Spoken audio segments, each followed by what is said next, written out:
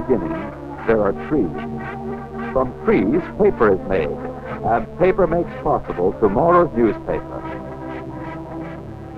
To ensure a perpetual supply of choice pulpwood, tracts of timberland have been acquired at Heron Bay on the shore of Lake Superior, on Manitoulin Island, both in the province of Ontario, and at Baie-Comeau, Franklin, and Shelter Bay on the Gulf of St. Lawrence in the province of Quebec.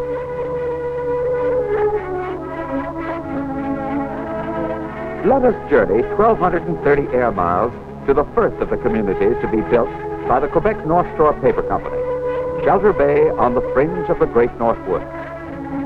300 miles northeast of Quebec City, and with miles of virgin forest in its backyard that extend northward into the hinterland, Shelter Bay is a thriving town of busy, healthy, happy people.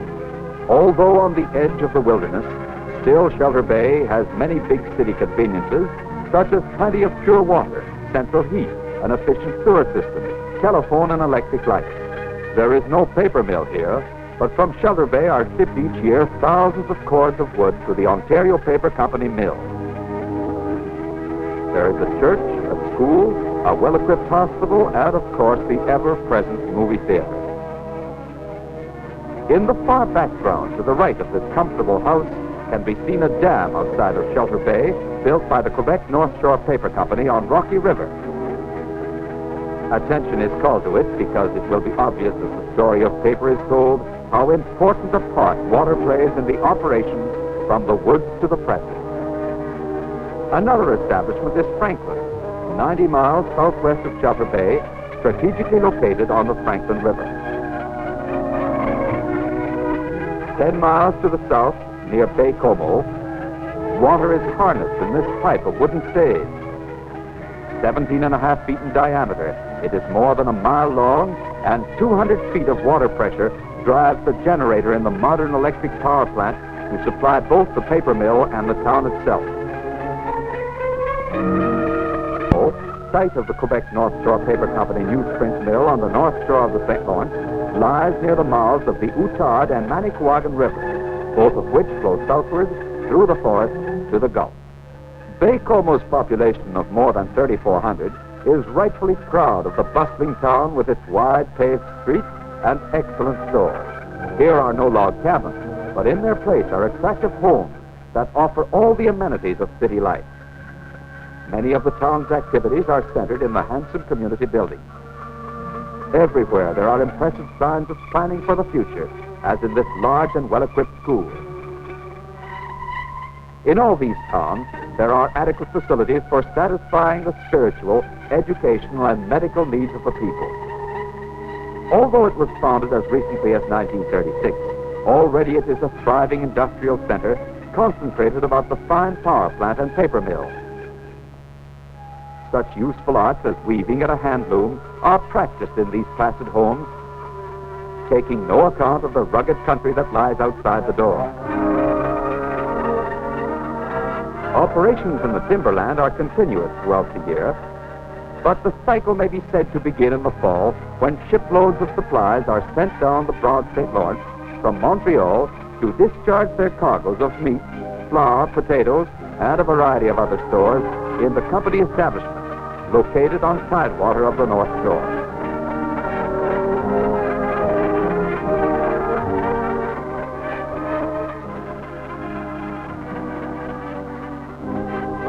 Much of the supplies are for the support of the town, but many tons must be carried inland for distribution among the lumber camps where appetites are always hearty.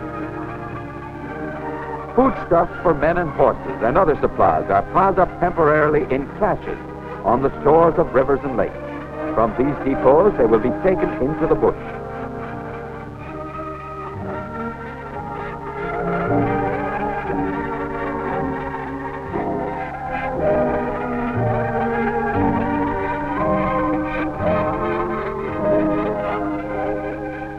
Moving always north by landing barge and by truck, we are now nearing one of the great timber stands of the Quebec North Shore Paper Company, 3 of which stretch northward from the St. Lawrence.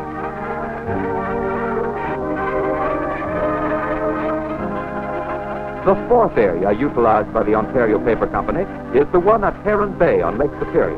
The fifth, recently acquired, is the area on Manitoulin Island. Long before supplies are moved into the interior, aerial surveys are made to determine the area to cut. Where it is still necessary for the foresters to examine the timberland on foot, their work is lightened by the cameraman, who looks down on the forest in comfort, surveying thousands of acres at a glance. Wearing an oxygen mask, for he is flying in rarefied air at a height of 18,000 feet, he photographs the landscape more than 3 miles beneath with a mapping camera. Back at headquarters, the forestry engineer studies the aerial photographs and pieces them together to form an accurate map of the country's timber. Thus, by the use of modern aerial survey, the cutting operations can be scientifically planned for years ahead. So far, no attempt has been made to fly the logs down from the woods, and hacking out a highway through the wilderness is still an important operation. Fortunately, the men in the bush have the best of road-building equipment to clear away the brush, cut a path through solid rock, and build up the shoulders for the heavy loads. Now let us return to the supplies that were accumulated at the caches and must be moved upstream by landing barges to the various camps from which the lumberjacks operate.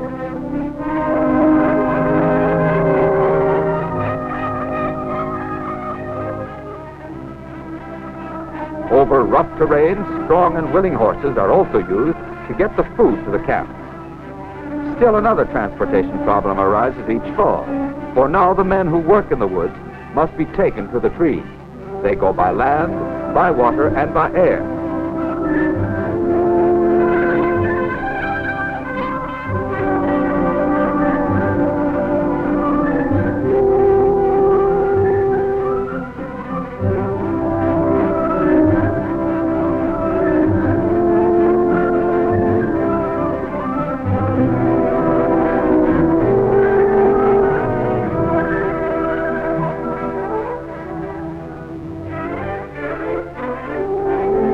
What amazement the lumberjacks of only a few years ago would have contemplated the spectacle of loggers flying to the bases by airplane and then making the trip to camp by taxicab. And they would have been just as astonished at the antics of the lively jeep that dashes about, delivering men and mail, policing the telephone systems, and covering country that until recently only the plodding horse could negotiate. Here at last, we're in one of the camps. But no longer is it an isolated outpost. Instead, it is in constant two-way communication by radio as well as by telephone with the outside world. It's a brisk fall day, and close at hand are the big trees. The first operation in felling is to clear away the brush at the foot of the trees to be cut. The lumberjack notches the tree with his keen axe on the side toward which he wishes it to fall. Only a small notch is needed, which means the saving of wood. He tests the accuracy of his work, for the axe handle points in the direction in which the tree will topple. Next, he makes a deep saw cut on the opposite side. It's a swift operation. In fact, a skilled worker can fell and cut up as much as 3 cords of pulpwood in a day. There is the familiar cry of the wood. Timber!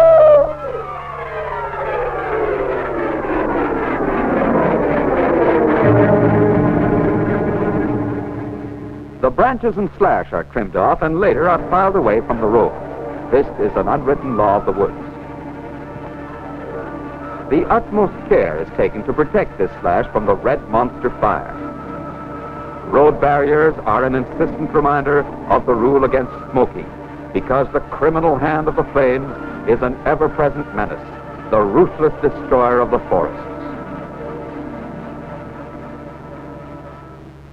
He measures 4 feet with his saw and cuts the tree into length.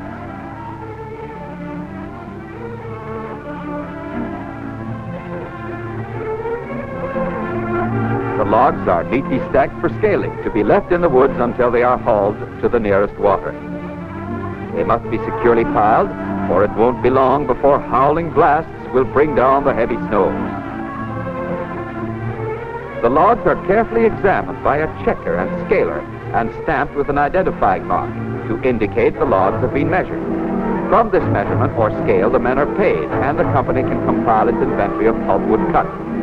Rigid cutting rules prescribe that trees may not be cut more than 18 inches above the ground, and until the trees have reached its full growth of 80 to 100 years.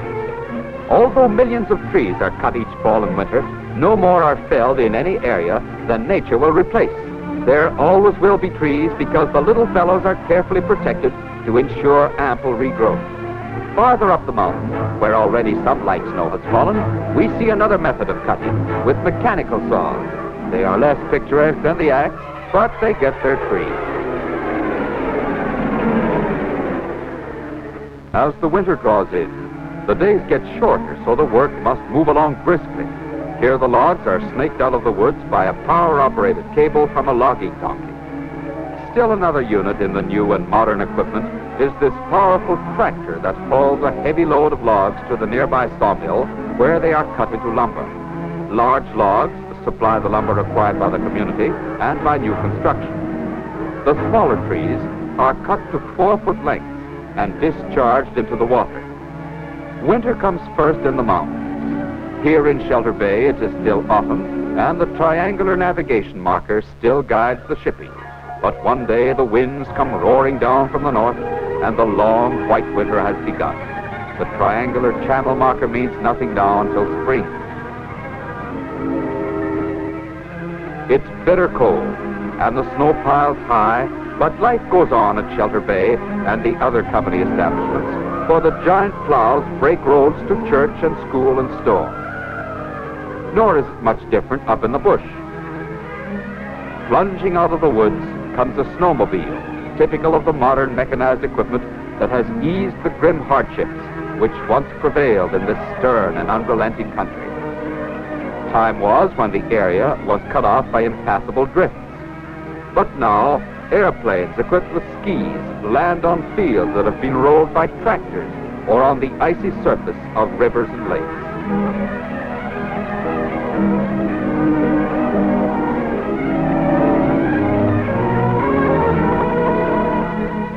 Even airplanes and other machines have not entirely outmoded the familiar dog team, still used by the forester for winter transportation when more timberland is being examined for future development.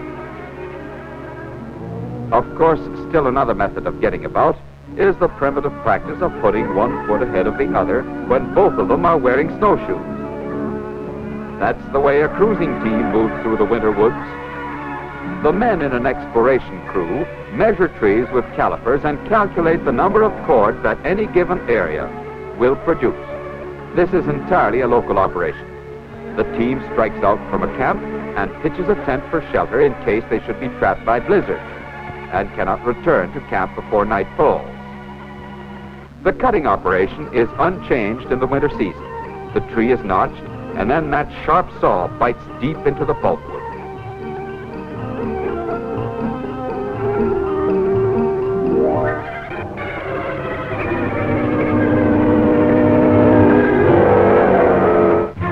With their appetites as keen as the blade of the axe, the lumberjacks head back to camp at day's end.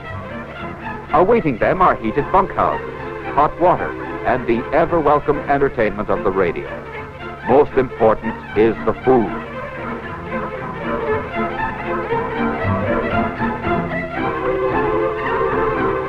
No music is sweeter than that the cook plays to announce rhythmically, "Come and get it!"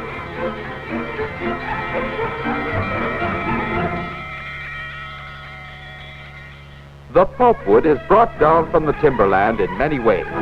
Most elemental is the timber chute, sometimes half a mile high. The logs crash and spin through the air, piling up on the ice of a frozen stream as much as 10,000 cords. On most jobs, the logs are hauled out on horse-drawn sleds and unloaded on the ice.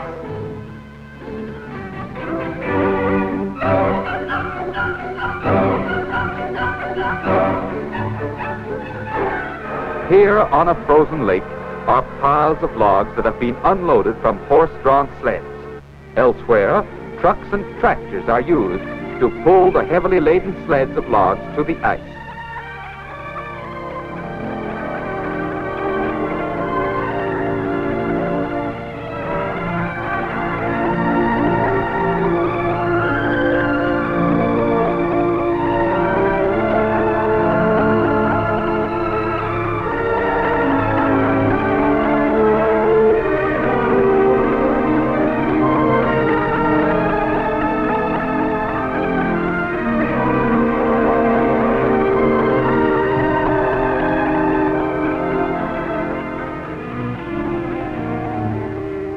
Here the logs are unloaded onto a conveyor that is powered by one of those versatile jeeps. Day in and day out, the pulpwood accumulates until on the icy surface of rivers and lakes throughout the area, there are piles, some containing 15 to 20,000 cords. Winter is long in the North Woods, but always in the eternal cycle of the seasons, spring is not too far away. Come the longer and warmer days, winter's grip on the streams is relaxed. Once again, the waterways are open to traffic, and life in the woods takes on a quickened tempo. Now the rivers leap and roar, and the great harvest of logs cut through the cold months and piled on the ice is released to start its journey southward.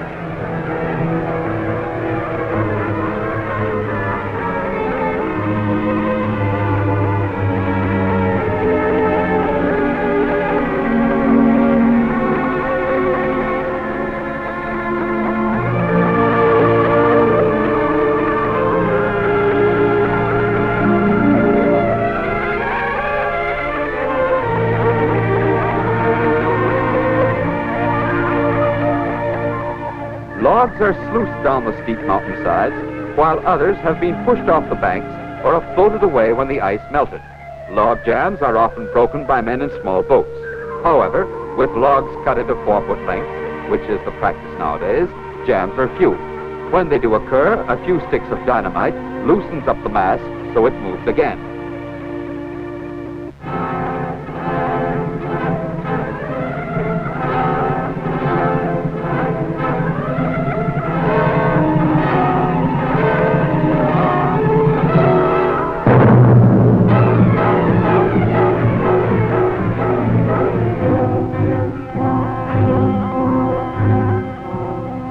Here is what you might call a man-made jam. A boom is stretched as a barrier to hold back the logs. When the loading plants downstream need more pulpwood for shipment to the paper mills, word is telephoned miles to the north, and the required amount is sent on its way. Through the spring drive, wide rivers of logs are backed up. How many have been cut? Well, the best estimate is 38 million sticks of 4 foot each. One thing is sure. The supply of logs is not too great, for the mills are grinding away 24 hours a day, 6 days a week, all year round. Ingenious engineers have devised several ways for bringing the logs to the plants. Here at Bay Como, they are carried for miles by gravity flow of water in this dramatic flume that connects with the 2 nearby rivers. At Shelter Bay, when their long voyage through the turbulent rapids is completed, they go up a conveyor that carries them to the barking trough. Rotation of the huge steel cylinders tosses them against one another, and by friction, the bark is removed.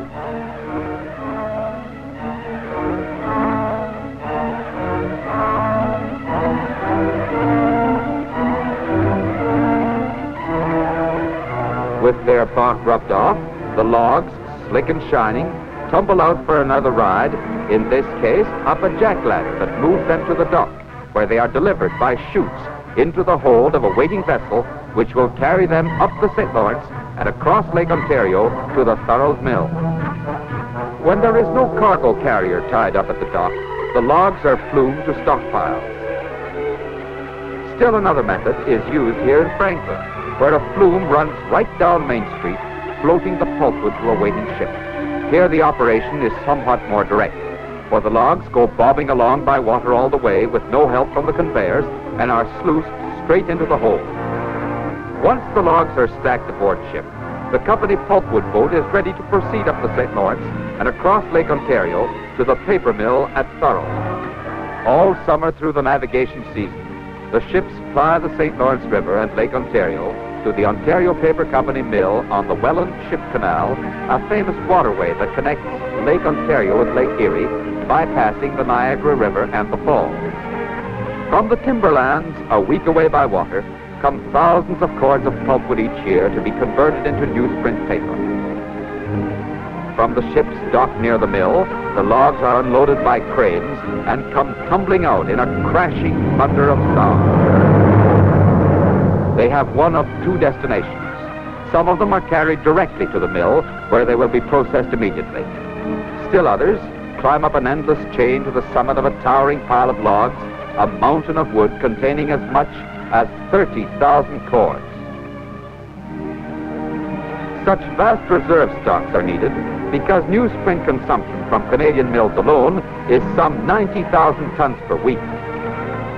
This ingenious device, appropriately called the orange peel grab, handles the logs with speed and with safety to the workers.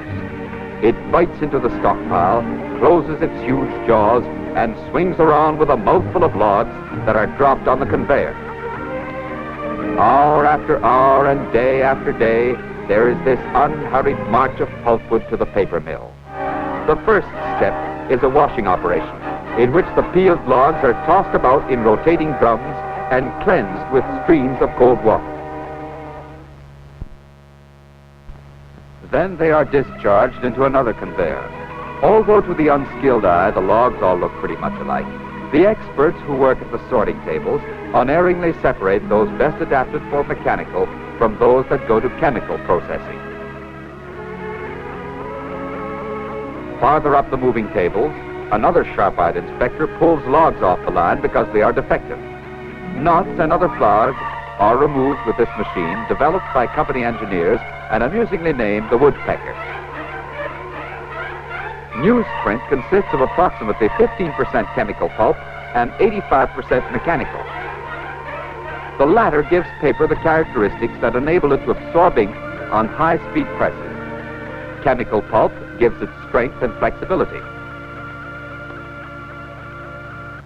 The logs that have been selected for the chemical process are delivered a shoving, jostling mass to the chipper. They are cut up into chips that are shaken about on screens.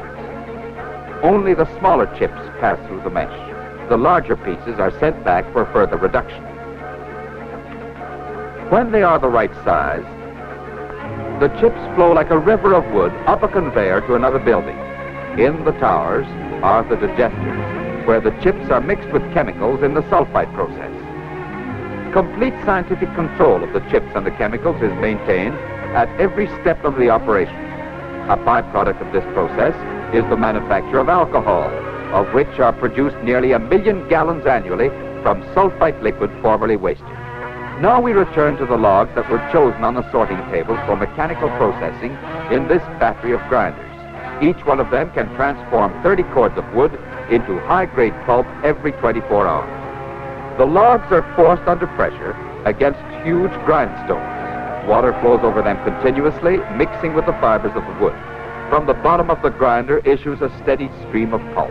At frequent intervals, samples are taken for analysis in the mill laboratory as a check on quality. Throughout the mill, in every department and in every operation, there are constant tests to ensure the highest standards and minimum deviation. Mechanical and sulfite pulps are thoroughly beaten together. After chemicals have been added to color and brighten the paper, the mixture is pumped into the paper-making machine. It flows onto wire screens, much of the water is drained off, and the motion of the screen causes the pulp fibers to interlace and become paper. Next, the wet web of fibers races through a series of rolls to squeeze out more of the water content. Here it passes between still other rollers. At this point, it is still 2/3 water. Finally, it is further dried by moving around heated cylinders to evaporate the remaining moisture. Now it has the crispness of paper. A last touch is given by steel calendar rollers that polish the paper and give it a smooth finish. This is the culmination of the efforts of 10,000 men in the woods, the towns, and the mills. Here paper, fine paper, has been made from trees. After it has been rewound on steel spindles, it goes to another department where it is prepared for shipment by wrapping in extra heavy paper. Then the rolls of paper, which weigh about 1 ton each, are trundled along on a conveyor to the dock. Company-owned ships are waiting to transport them in order that trees may finally become newspaper. The rolls fill the holds and then are loaded also on the decks of sturdy freighters that will plow across 3 of the Great Lakes to their destination. So closes the story of trees to newsprint, the product of a great and effective combination of Canada's forests and rivers, of its mills and its people. This vital contribution to the Canadian standard of living by the maintaining of international trade is the good right arm of Canada's prosperity.